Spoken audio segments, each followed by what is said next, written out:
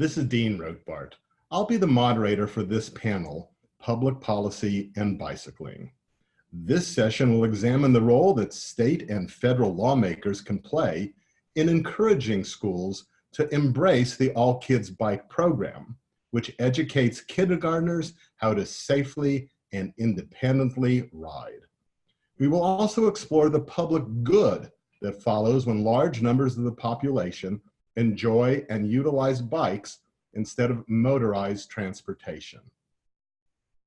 Our first expert is John Snyder, who serves as a senior policy advisor to Washington State Governor Jay Inslee.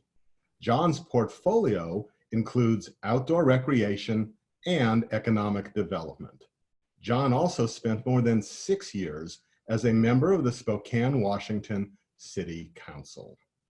Next, I'll speak with Matt Konenkamp, a senior vice president at Cowen Consulting, which works closely with elected officials from DC to state houses and city halls across the country. Matt previously was a policy advisor to South Dakota Governor Dennis Daugaard. To close out this panel, we'll hear from Seth Nesselhuf, Director of Community and Sustainability with Quality Bicycle Products, QBP. Seth and QBP have an admirable record of working with local and state officials to enact bike-friendly proposals that not only increase the quality of life for residents, but show a demonstrable economic benefit to taxpayers. We begin with John Snyder. Well, let's start big and go small. So at the federal level, and let's also start, we're talking about kids, right? And how do we impart this value system onto kids? So one of the first things I think of is this. You see this, man? This is an actual car. This is a Hot Wheels car. I was going to say that warms my heart. Go ahead. So you and I we grew up with these things, right? You put them on an orange track and they go as fast as possible from point A to point B. And correct.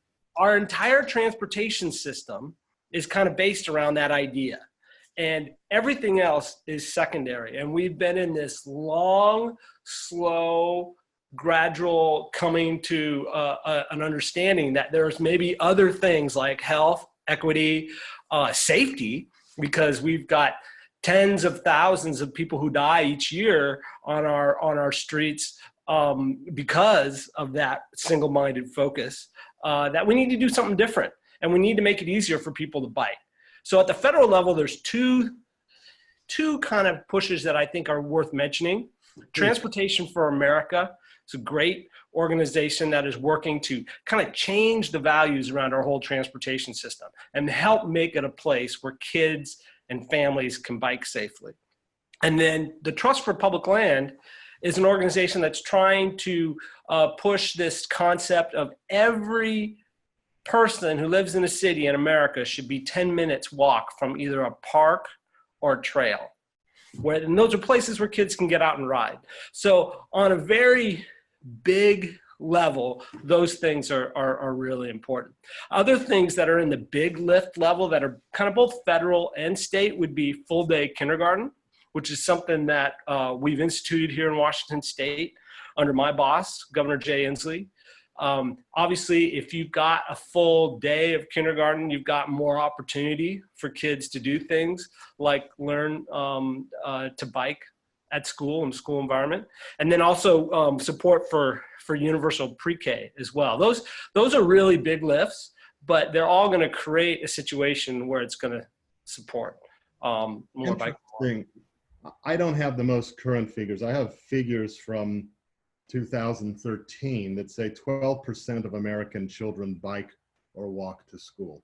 What's fascinating, I mentioned to you when we were getting started that we, on one of the other panels that we're doing, we talked to a professor in Denmark who studied children, in children and bicycling or walking to school. And in Denmark, 50%, 60% of the population bikes to work.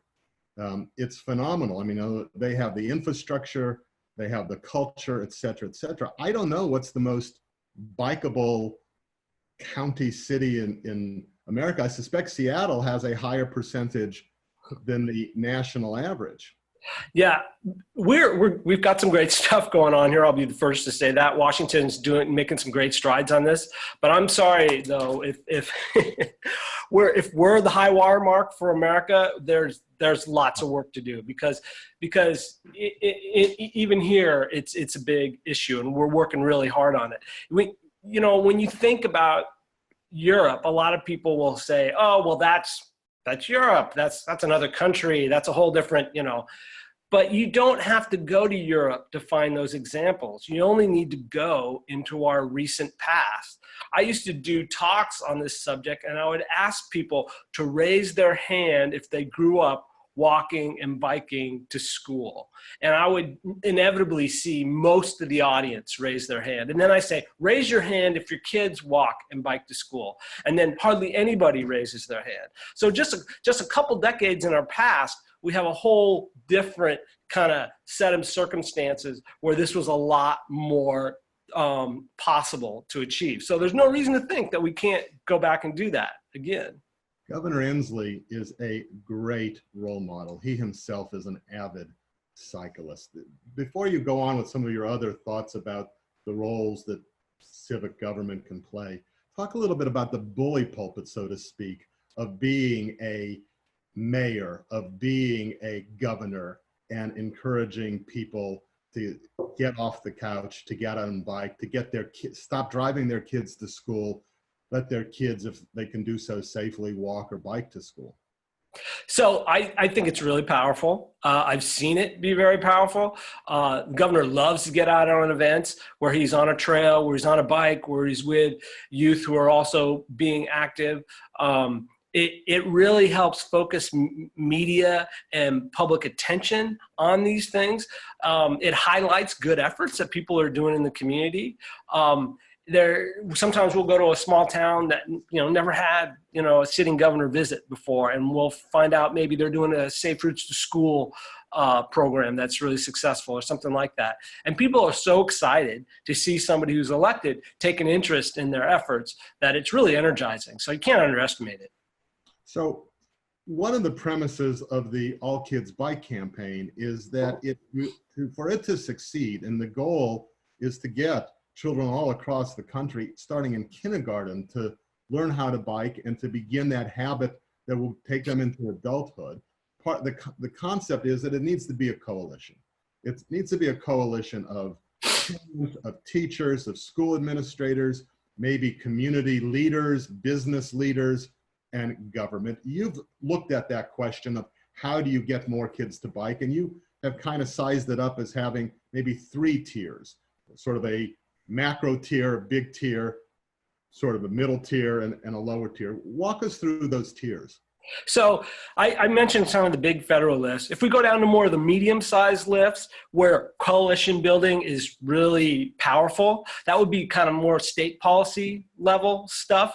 We're talking about things like PE requirements. Like, does your kid required to have 1 or 2 days of PE a week? Do you have any accountability for your school district? Are they required to report to the state on how much PE their kids are actually getting? That is the kind of legislation that can be passed if teachers, if health advocates, if parents all kind of come together. It's really important to have that if they can do that. We also have a program called the No Child Left Inside grant program, and that came from a broad coalition of outdoor recreation businesses, trail user advocates, people from the hunting and fishing community. Real disparate folks came together and said, hey, we need to have a grant program where every year we are funding innovative ways to get, especially kids that are underserved, outdoors and getting some good outdoor experiences. That passed with a broad coalition in the state level. And you wouldn't think you could get ATV riders and bicyclists in the same room to advocate for things, but you really can if you can find those kind of issues that bring some common ground. So those are 2 examples of how a good coalition can really get something done at a state level. Okay, and you served on city council, so talk about a closer community level, like at the city level. So when we're getting down to what I would call if we're, the smaller things, the things that anybody can really do. One of the things that I worked on city council was a complete streets ordinance for the city.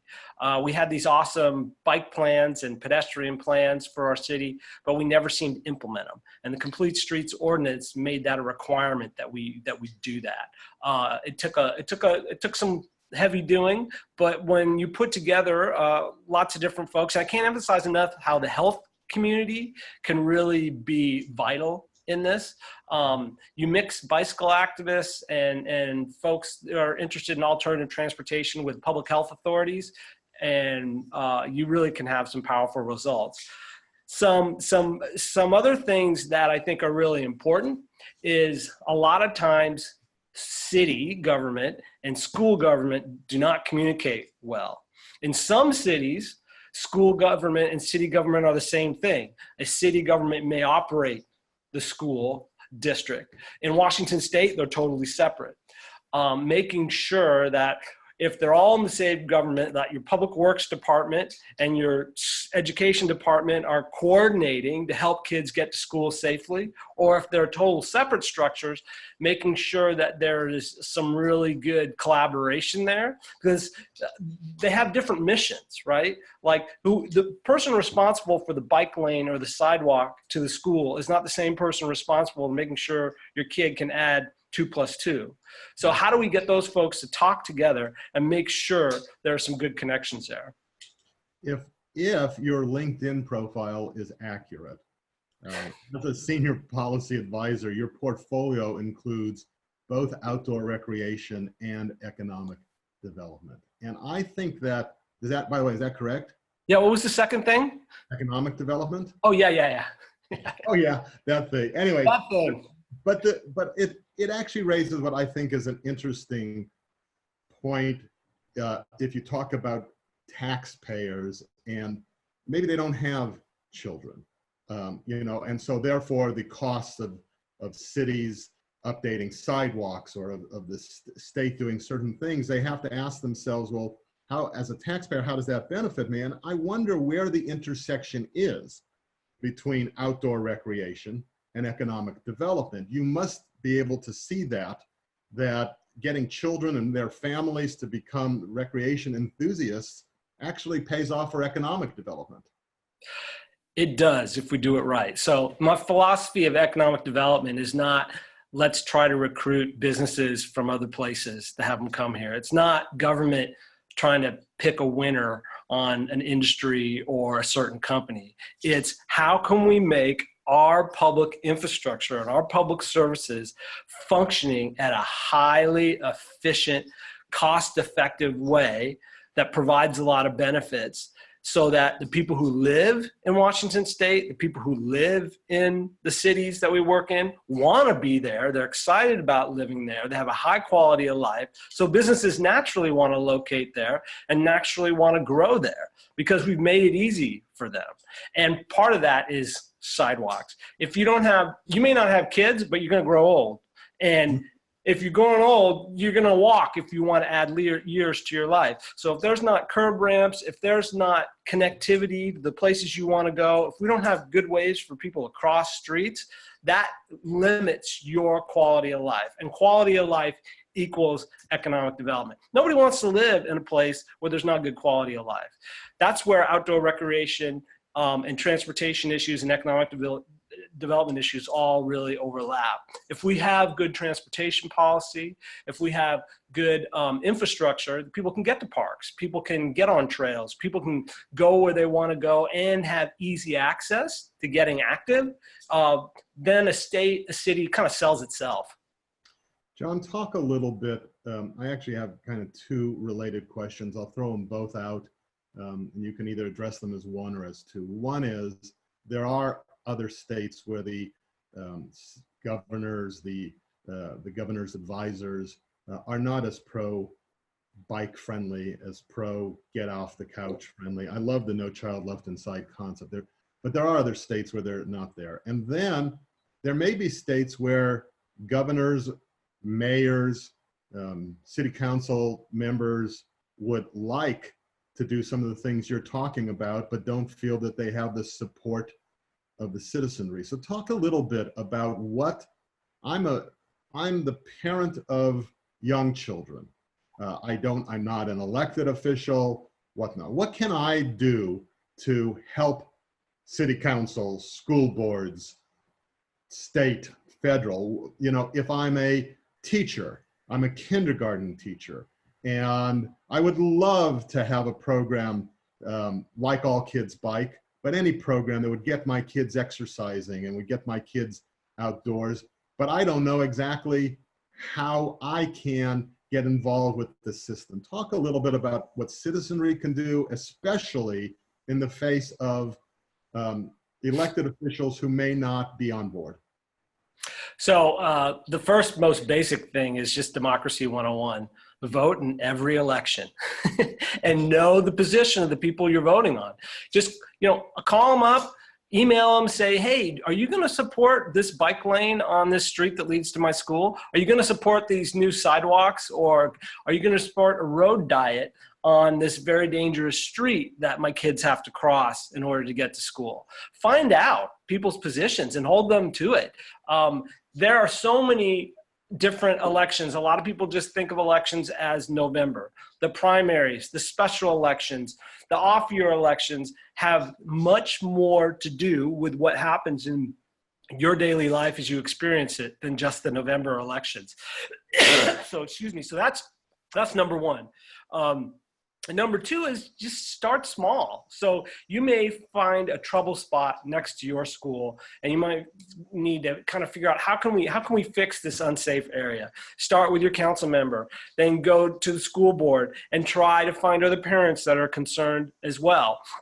I hate to say it, but sometimes a tragedy is an opportunity. When we find out that there's been an accident, when somebody's been injured, that's a good time to go, whoa, let's put the brakes on some bad policies here and try to get some things fixed. The other things you can do are real small. Like at one of my kids' schools, I helped organize a bike rodeo, which was just an after-school thing for a couple hours where we got parents to come volunteer, bring bikes. We had different exercises and different things and that the skills things that kids could do. Kids that maybe didn't have a bike could try riding one and try learning to ride. Gave out prizes. We invited law enforcement to help register kids' bikes so they could register their bikes for free in case they're ever stolen. Law enforcement really likes an opportunity to meet with kids in these ways. They have two positions that require learning to ride a bike, and that's bicycle patrol and motorcycle patrol. So that's that can be a good thing connection to take advantage of there. You can try to it's possible to apply for small grants for things like this as well. In our state, REI and Outdoor Research both offer local small grants to programs like this. A lot of large health foundations will do hyper-local grants. If you can find one to get your school some of the equipment that it needs. And sometimes the equipment is maybe for example, some schools may already have a fleet of bikes, but they have nowhere to store them. Like they need to get a shed or they need to get a way to put them on racks inside the school. So just a small fundraising effort like that can sometimes be really beneficial. But, start small, find the other people in your community that care about this. There's often local bicycle nonprofits if it's a bike specific thing. And here we have Cascade Bicycle Club, and in my neighborhood, we have a great place called Second Cycles, which offers classes on bike repair, and you can go in and use their tools to repair their bike. And they also sell discounted secondhand bikes. Collaborate with a small nonprofit like that. There's no reason you have to start completely from scratch. There's usually some good partners in the community that you just need to go out and find. John, I'll only ask you one more question, or just to comment on one of the things. There are some studies that have been done that suggest, at least hold the promise, that children who become recreation enthusiasts in elementary school grow up to be the kind of citizens who care more about infrastructure, availability of parks and paths. They grow up to be more environmentally sensitive. They grow up healthier, and they grow up more supportive of healthcare policy. I don't know, you don't look old enough to have seen too many kids start out at kids' age and see what they become, but is your instinct that in fact— That's a trick of the camera, man. I got kids in college. Okay, is it your instinct though, or your experience that in fact being active as a child does form adult opinions that are more favorable to outdoor recreation, environmental concerns, health, etc.?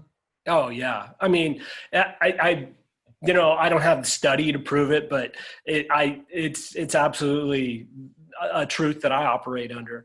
I tell people it may be possible for them to get very passionate and active about some natural wilderness that they've never visited, but it's a whole heck of a lot easier if they've ever been there and set foot in it. By the same token, if kids are going to care about our natural environment, outdoor recreation, public lands, public infrastructure, if they benefit from it and had experience from it when they're young, you know that they will.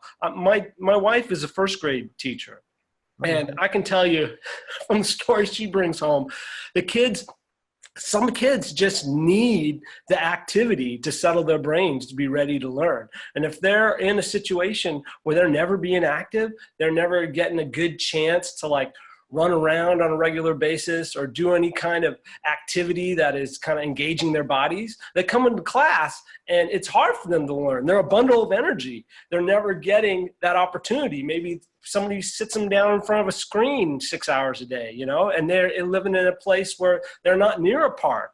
So when we can get kids active, we can get them on a bike, we can get them walking, we can get them kicking a ball, doing whatever, they're going to be in a better place all around. Terrific. John, I thank you for your time. I thank you for your service to the people of Washington State. It's been terrific talking to you. It's been a pleasure. You're welcome. And best of luck to everybody watching. Thank you.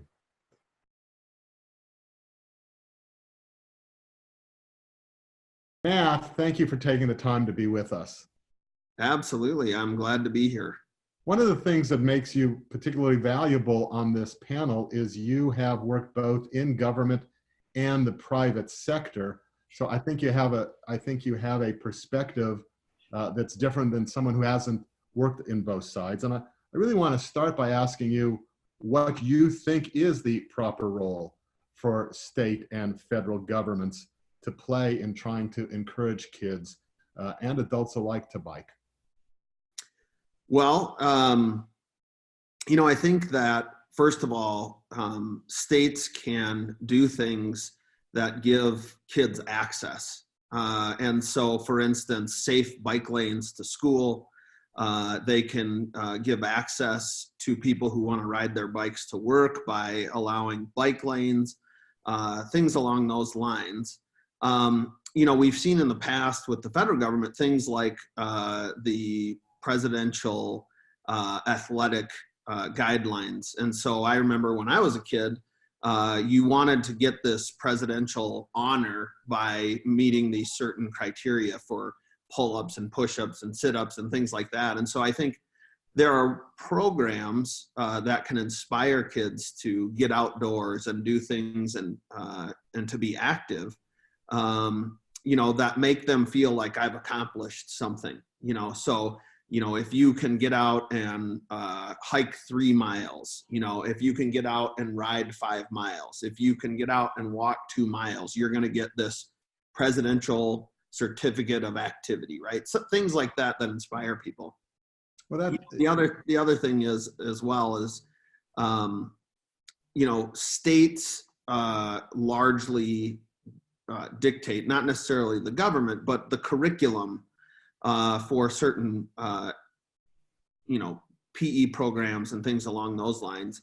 And I think if you looked into those schools, you would see that they have a pretty traditional curriculum. Kids are doing jumping jacks and pull-ups, and they're climbing the rope at the school, and all of that is great.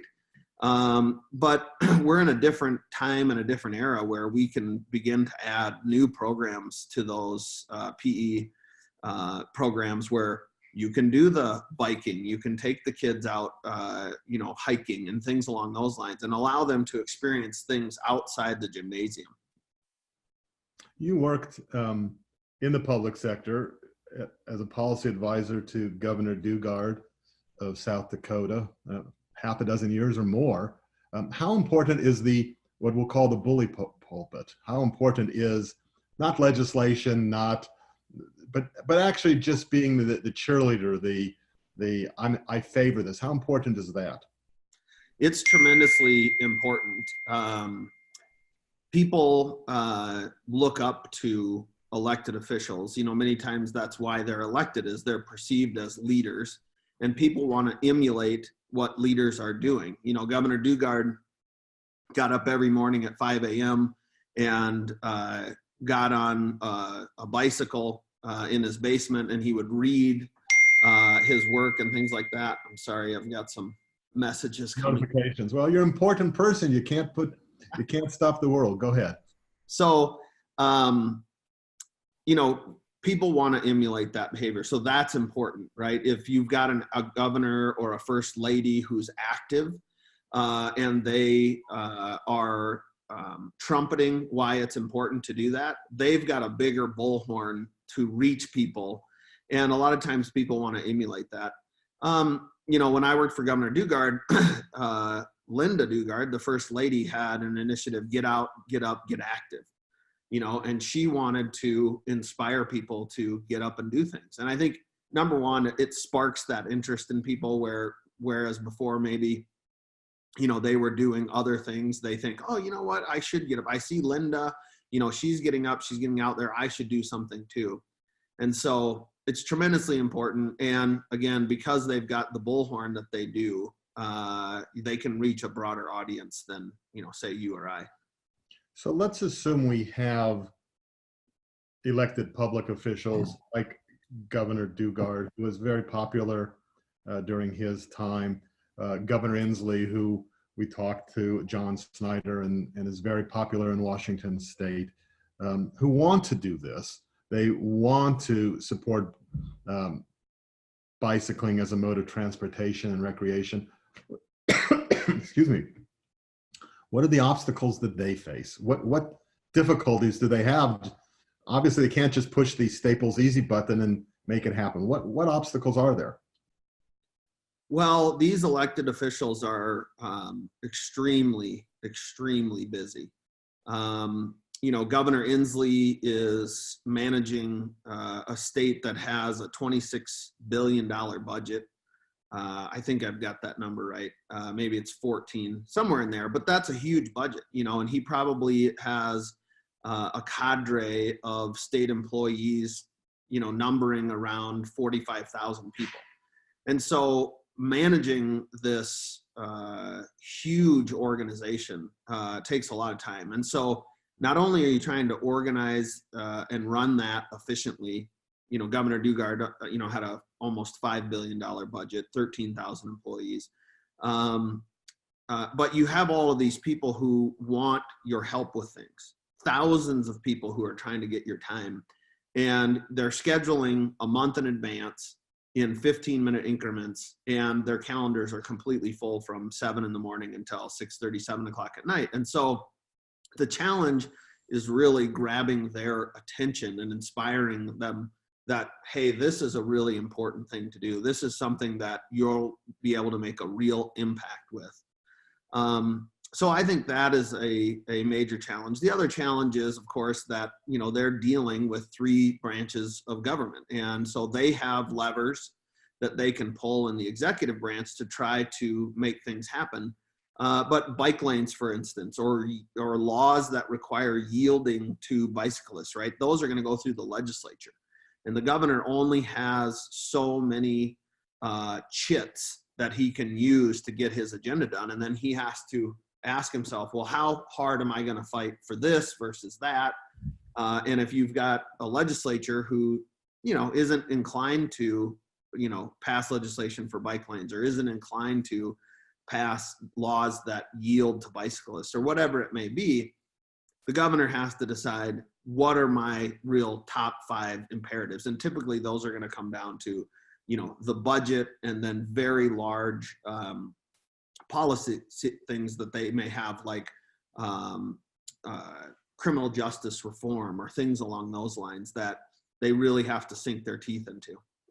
Matt, one of the things that John Snyder and I talked about is concerns of taxpayers. And in different states, clearly taxpayers are more active in trying to keep their taxes down, and might look at government programs to encourage exercise and bicycling as a unnecessary cost of government. And what I asked John about, he discussed, but I wanted to get your take on it as well, is where there is intersection between encouraging kids and families to be recreation enthusiasts and economic development. Does having more, presumably eventually, adults on bicycles offset the cost of putting together bike lanes and doing other things to protect bicyclists? Is there a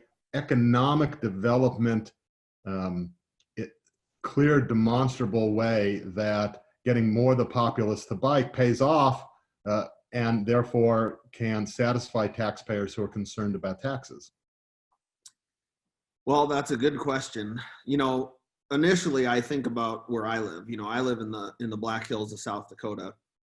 We have about 3.5 million visitors a year.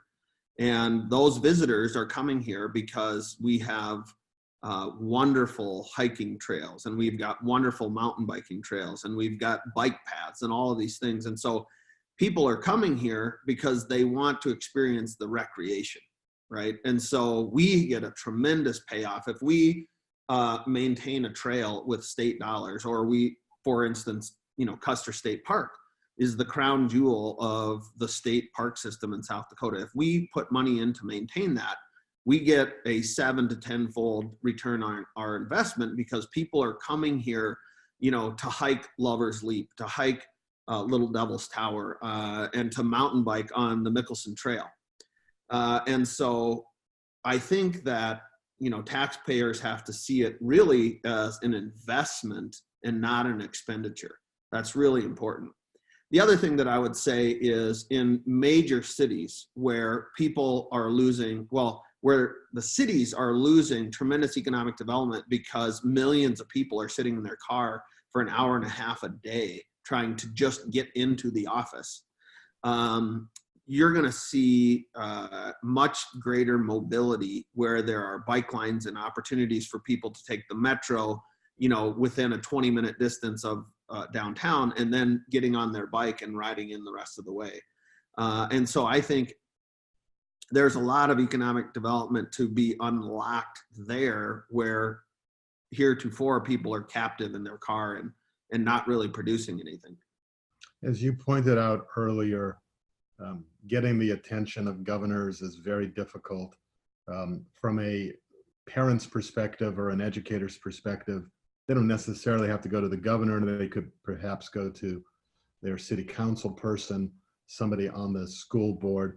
But what practically do you think that parents and educators, teachers, principals, etc., what can they do to encourage their representatives, local, state, federal, to go ahead and embrace the issue of biking and helping facilitate biking among children in particular? Mm-hmm. First of all, the government closest to the people are always the most responsive. So if I want to encourage biking right here in my hometown, I'm going to go to my city council person and I'm going to say, hey, this is really important. My child can't ride his bike to school because there isn't a safe lane for him to go. And I'm going to find most of the time a very responsive person who wants to hear that, because I am in their district. We live near one another. and I am voting, for them. And when you go out from there, it gets necessarily more difficult, but still very possible. Your state representative or your state senator, they may be a committee chairman on a committee in the state legislature. And so they have the ability to hold hearings and to draw up legislation and things along those lines. And so you can encourage them to support legislation that supports people's ability to get to work on their bike or to school on their bike, and also to recreate, like, again, for instance, the Mickelson Trail System here in South Dakota, where it's 100 and some miles of bike trails. How do you support that? Well, it takes a budget to maintain that trail and have proper signage and things like that. So sitting down with them one-on-one, asking them to support those things are important. The other thing that you can do is to volunteer to appear at a hearing and testify at a hearing, or you might get a letter of support together. Have your neighborhood sign a letter that says, we support legislation that helps people bike and be mobile in our state, and give that to your representative. And then they'll see, this is important to my constituents. This is something that they really are interested in. And typically they're going to be responsive to that to the degree that they can be, with consideration for the other items that they're responsible for as your representative. Matt, that's really all I had. Is there anything else that comes to mind that you would want to share with people who are trying to understand the public policy issues that relate to bicycling, or did we cover it pretty well? Well, I would just double down on, what I found most of the time in my interactions as working with Governor Dugard is when we heard from a constituent, it was because they were angry about something. And we didn't typically hear people being proactive and saying, hey, you know what, I would really like to support X, Y, and Z, and here's what I'm willing to do to help support that.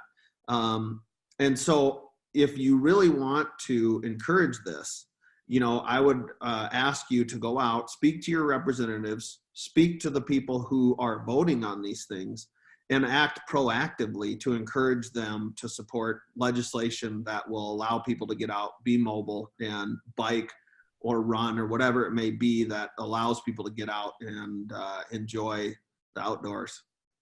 Excellent. Matt, thank you for your time. Much appreciated. Absolutely. Thank you, Dean.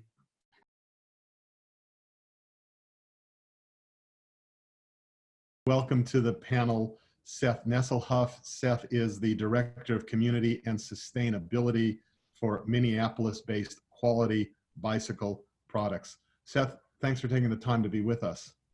It's great to be here. Hi. So tell us a little bit about QBP, what it does, how long it's been doing it, and in particular, some of the highlights of what it has done from a philanthropic standpoint. Sure. So Quality Bicycle Products, we are a wholesaler manufacturer. Like you said, Dean, we're based out of Minneapolis, Bloomington, Minnesota, technically. Started in 1981 by Steve Flagg as our founder. We are the biggest wholesaler of bike parts in the United States. Some might say the world, we're not quite sure. What we mainly do wholesale, so we buy from businesses, warehouse it, and then our customers are all bike shops, right? And so you probably have never heard of us, but you may have heard of the brands that we own. So we own Salsa and Surly and All City and Sivia. And when I do a presentation, a lot of times I'll say, who's heard of Quality Bicycle Products? You raise their hands. Nobody raise their hands. And then I'll ask, who's seen the fat bikes around in the streets? And everybody raises their hands. So QBP's claim to fame was that we were the first company to ever mass produce fat bikes. Right. And so we didn't invent them because that was some crazy people up in Alaska, welding rims together and stuff. But we did. We were the first company to actually make them. So we now have 4 distribution centers throughout the United States. And I mentioned Steve Flagg as our founder because a lot of our philanthropic giving is directly connected to him and his passion. Right. So I will fully admit we are a bike company. And by focusing on getting more people on bikes, it's probably going to lead to more sales, but really we look at it holistically. And I'd say we are unique in the bike industry in that we look at it strictly, much like Strider does actually. Does this get butts on bikes? Our motto of our company is actually every butt on a bike. And so my department does not live in marketing. It lives off by its own. And I look at every project as, does this get people on bikes? Not does this make us look good, right? And so we set aside a certain percentage of our profits. And my job every year, one of my jobs, is to figure out how are we going to donate that money. So the philanthropic giving part. And really our focus mainly right now is on the Minnesota area, and then where our other 3 distribution centers are. So that's Reno, Nevada, Lancaster, Pennsylvania, and then Denver, Colorado. And so a lot of our giving is in those areas, and so it's pretty focused. And we've done a lot of different work. So our focus lately really has been getting kids on bikes. For a long time in the industry, it's been about mountain bike access, and still is to a certain degree. And then it became, how do you get more people commuting on bikes? And I think it's evolved now to how do you get more kids on bikes? Because we really have to take the long vision for advocacy, and we haven't done a great job in the bike industry of that until recently, I'd say. Okay, one of the expertise, if you will, that you bring to this panel, it's a panel on public policy. You're not an elected official, you're not a representative, but your company, you and your company, QBP, have forged good coalitions in some specific projects where it's a company-initiated project, and yet to make it happen, you ultimately get the endorsement, whether it's of a park service or a city council, whatever it is. So that's one of the things you bring to this panel. And the other thing that I want you to talk about, and we'll get into it, is you can really testify, if you will, to the positive economic impact of helping to transform a community through bicycling. So we're not just talking about kids. We are talking, Seth, about the idea that kids who bike grow up into adults who, and those adults are probably going to be more supportive of the kind of infrastructure needs, such as bike lanes, environmental concerns, bicycling versus carbon engines, health concerns, which is the healthy role that bicycling can play in terms of obesity and some of the illnesses that come with it. The more people who bike, the healthier the community. And you have some really interesting experiences. Let me actually go to you for the health aspect, because you were telling me before we formally began speaking about some of the cost savings that have accrued to QBP because you encourage your adult employees. I don't know if you have any kid employees. I assume not. Your adult employees. No, I don't think so. I don't think that'd be illegal, Dean. Bike to work, and you've actually measured that. So tell us, first of all, just talk about that program, about QBP's incentives to get its employees to bike, and how in the end that has helped your own company save money. And I want to preface this with saying you really nailed it on the head there, Dean, with that concept that my true belief is that, and QBP's true belief is that if you look at a lot of the societal issues that we're facing, bikes are the answer to that. We're lucky that we are also in the bike space. So I say that we sell the solution. So whether it be healthcare issues that I'll talk about here in a second, whether it be economic gains, whether it be traffic congestion or childhood obesity, bikes are a huge part of the solution to many of those things. And so what we've done at QBP is I would argue we have one of the best employee commuting programs in the United States. We are we're a platinum level bicycle friendly business. I believe we were one of the first in the Midwest, a designation by the League of American Bicyclists. So we pay our employees to bike to work. We have showers. We look at every barrier they could possibly have to bike to work, and we try to minimize that. And so we've been keeping track of their mileage since 2007 because we pay them. So they track it. And then we took that information and we took it to our third-party insurance supplier, Health Partners.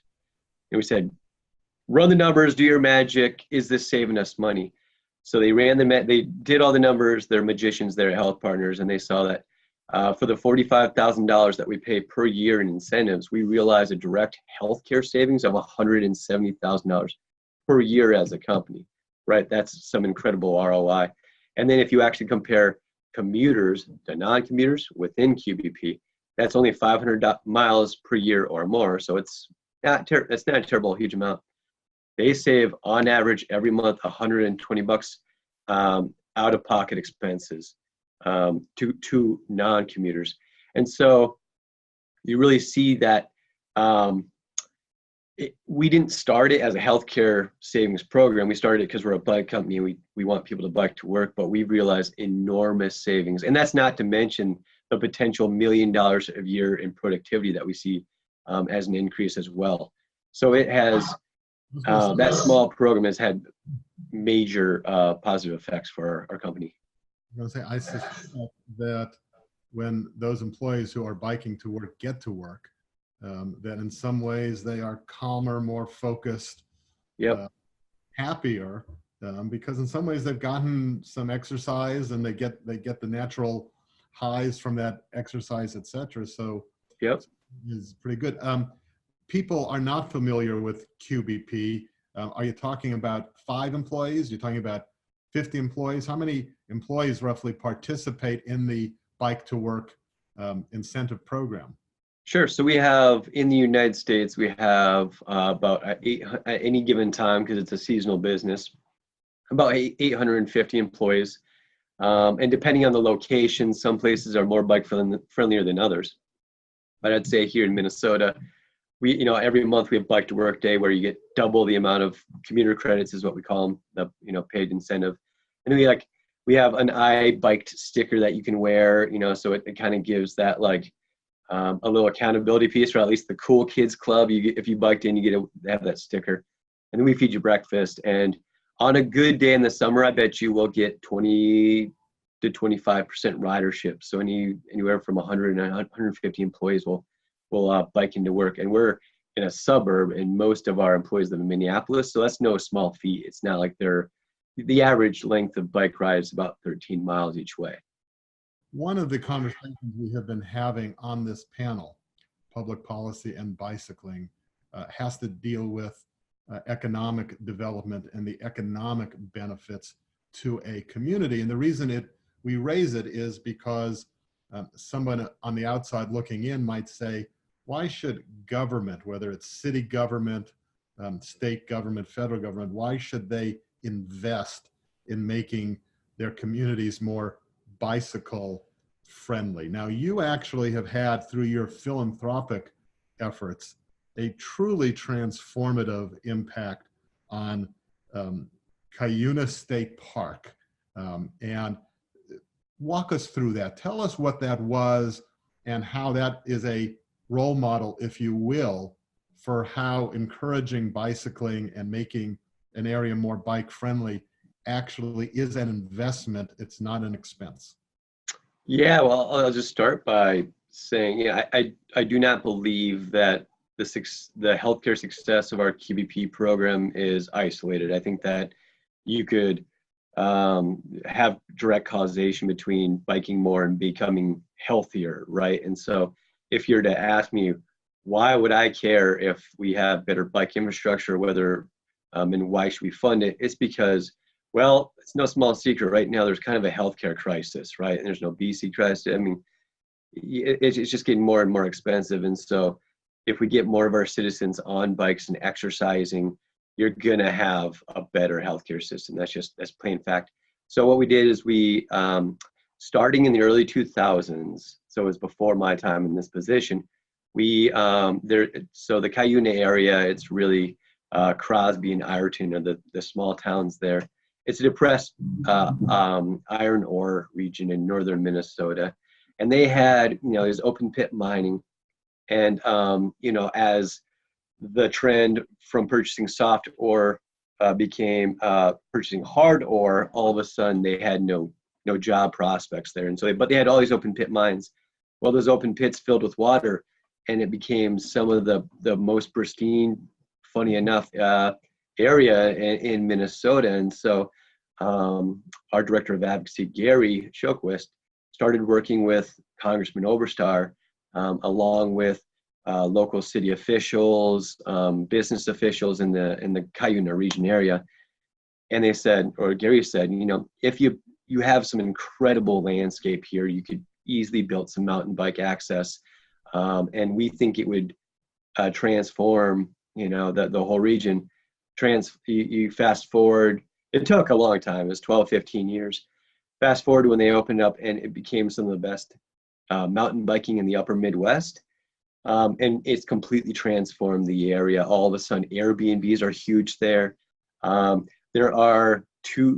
There's at least one new brew pub there, a bunch of new restaurants, there's a new bike shop.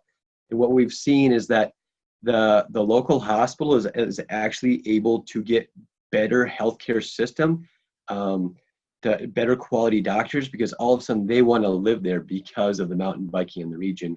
And then it's became such a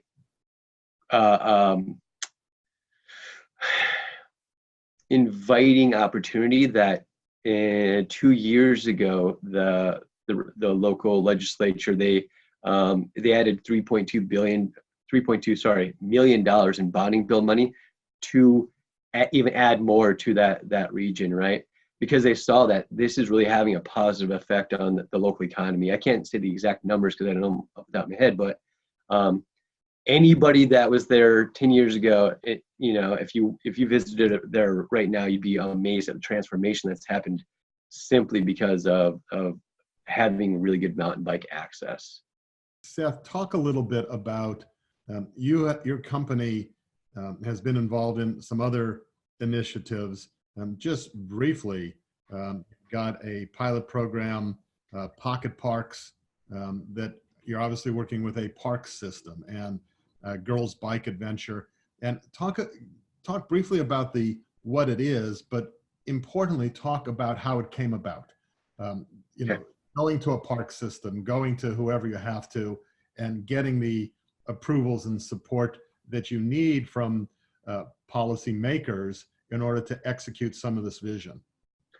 So I'd start by saying it's almost unfair to make this the most brief part because I'm so passionate about kids on bikes. So I'm a parent of a 6-year-old and a 3-year-old.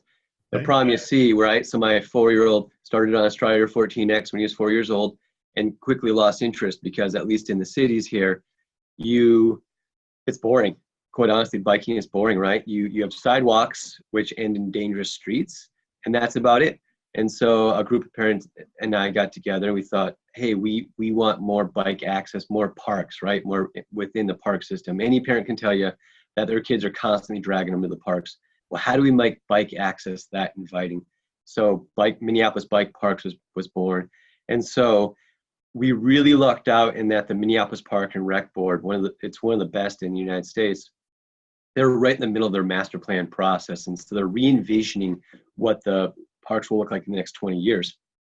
So we joined many of the different citizen advisory committees, and really we were kind of plants to say, hey, this would be cool. How about bike playgrounds, bike parks? That'd be awesome. And we found out that we have a bunch of unused tennis courts.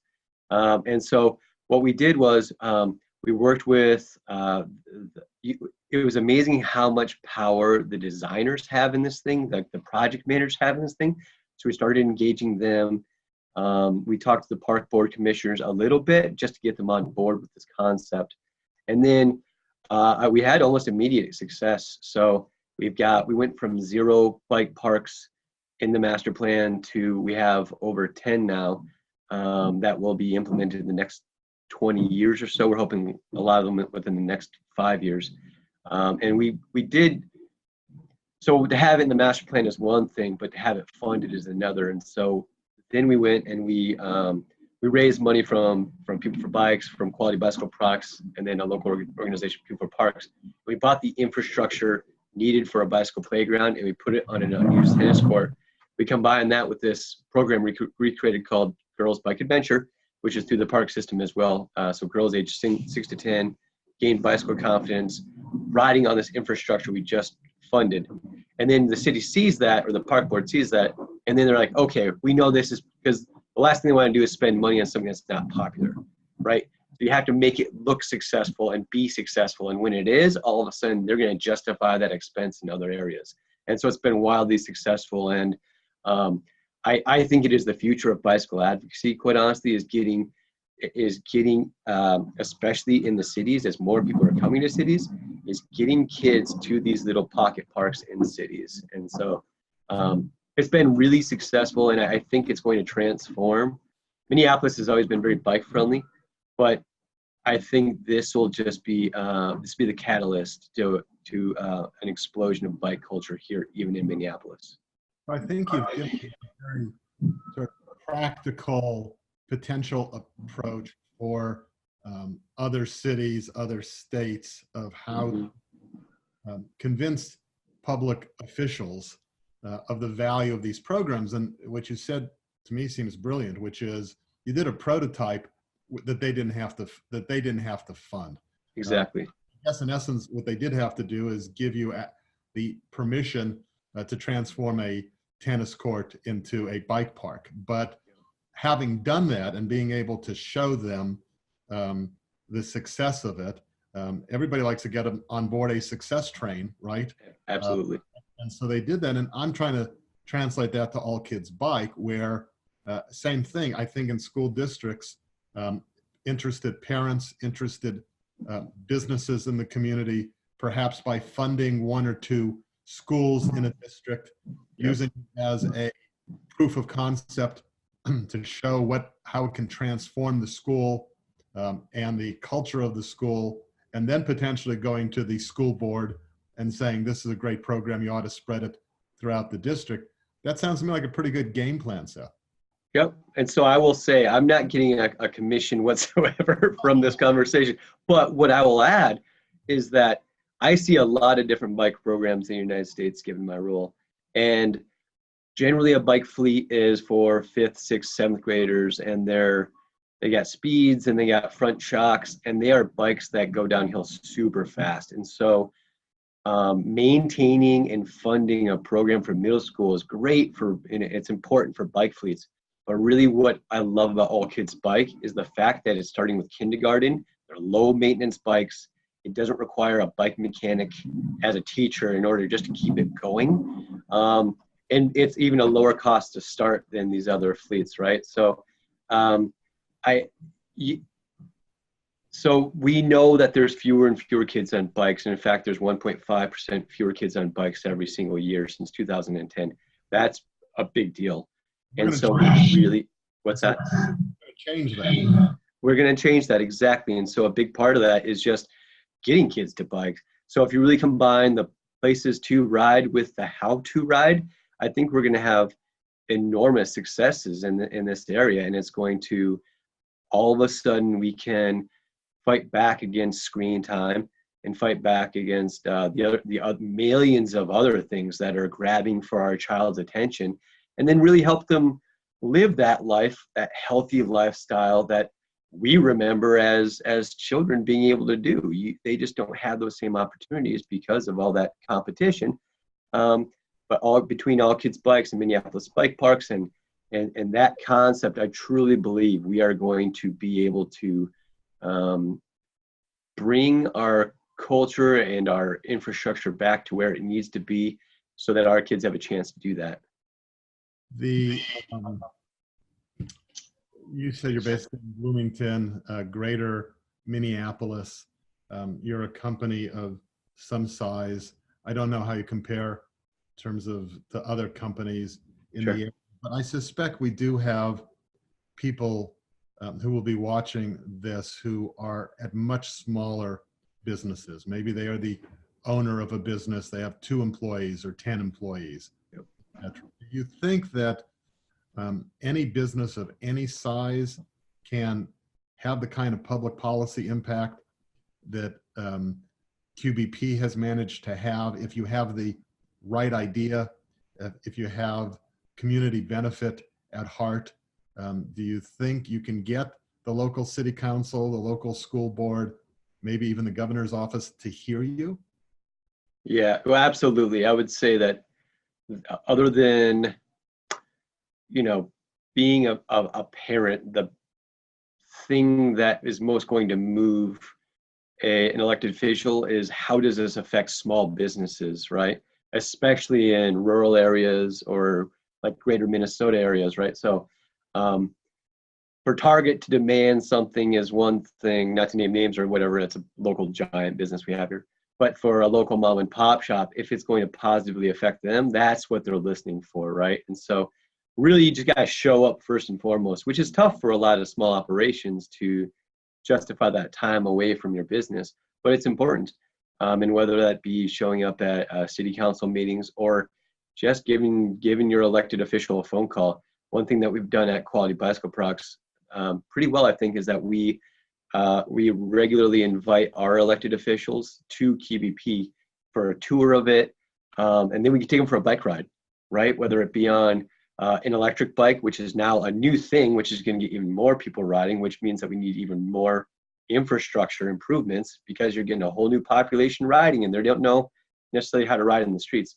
And so we show them, we get them on a bike and we take them to our local park and we show them, hey, this is how easy it is to ride now. There's going to be more riders. That is very individual to QBP, but any company of any size, I think, if whether it be a tour, a conversation, it starts with showing up and getting to know that, building that relationship with whoever it is the decision maker is, and then not letting it go, right? So it's regular communication with that person or their staff, and then inviting them to grand openings or open houses, or they love, elected officials love to show up in communities and look good, right? So how can you get them there and show them off a little bit? I'd say it's hugely effectful. I want to talk about how doing these programs impact your own company culture. So I'm in a non-tangible way, there's some incentives for those employees who want to bike to work. But I wonder in terms of loyalty to the company, a sense of pride of where people are working, supporting these outside projects like the pocket parks, girls bike adventure, etc., how they impact sort of employee morale and corporate culture. Yeah, absolutely. So first of all, when you look at a project, we try to figure out how much this will actually impact the employee, whether it be it's a place for their kids to ride, or it's makes it safe for them to ride to work, that kind of a thing. But just knowing that you work at a company that is working for the greater good, it's I go back to, we are selling the solution. So every time whether they're working in the outbound area, packing boxes and shipping them to our retailers, or receiving it, or they're on the phone with as customer service agent, we are selling the solution. We are doing good. But so when it comes to impacting employee morale, one thing we've been very good at affecting change. We haven't been as good at talking about it, actually. And so we've had a big internal push the last couple of years to create a newsletter. People, they have a general idea that we're doing good things. They're not quite as aware of how we are doing these things. But what we do know is recently, with this push for greater communication combined with the stuff we're doing, I don't have exact numbers for you for attrition, or what I do know is that we do a happiness survey every year. It's we call it the happiness survey. And you basically rank how happy you are working at QBP, and that's risen.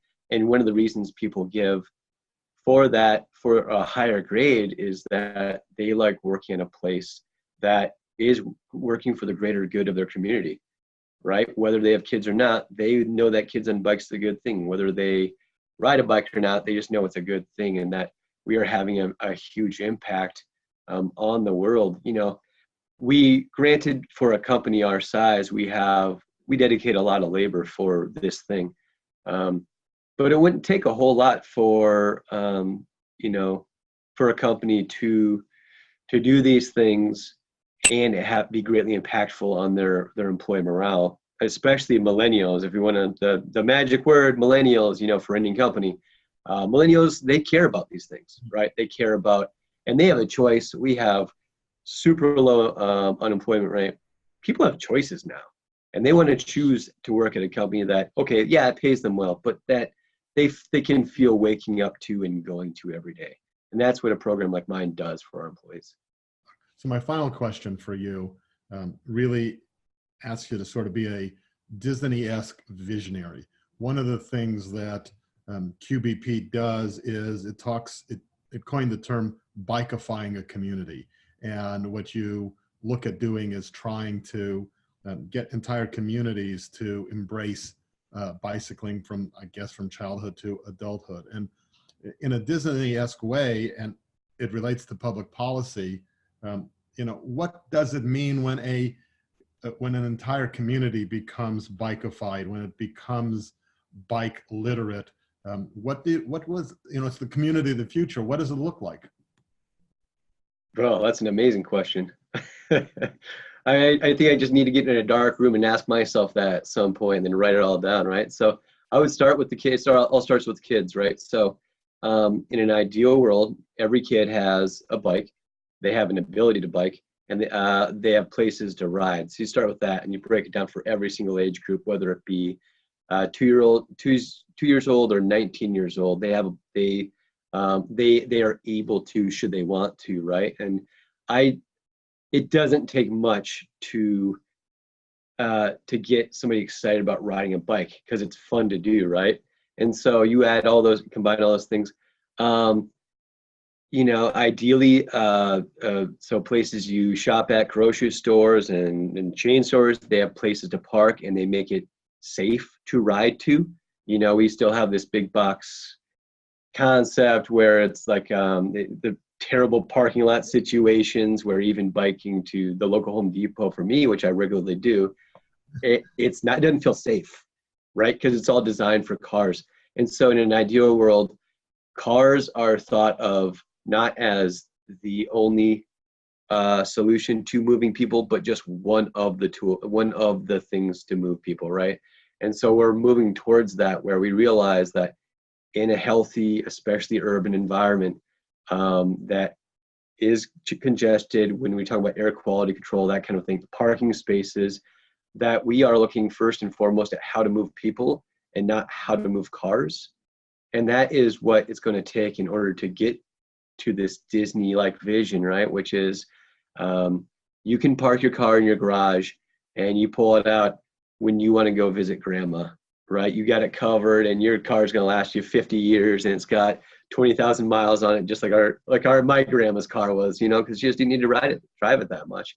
You know, that's what it looks like to me, and that you can get on your bike with your entire family on the same bicycle. I have I'm a real quick plug, a Surly Big Easy, which is a e-cargo bike, and my 6-year-old rides on the back and my 3-year-old rides in the front, and we love going places. We get in the car and we hate going places, but we get on this bike and we love it, and we can talk to each other. We point out, I actually taught my kids the difference in deciduous and coniferous trees. They know what a pine tree is and an oak tree is, biking to school on this bicycle, because we can talk and communicate and actually experience the world that you can't in a car.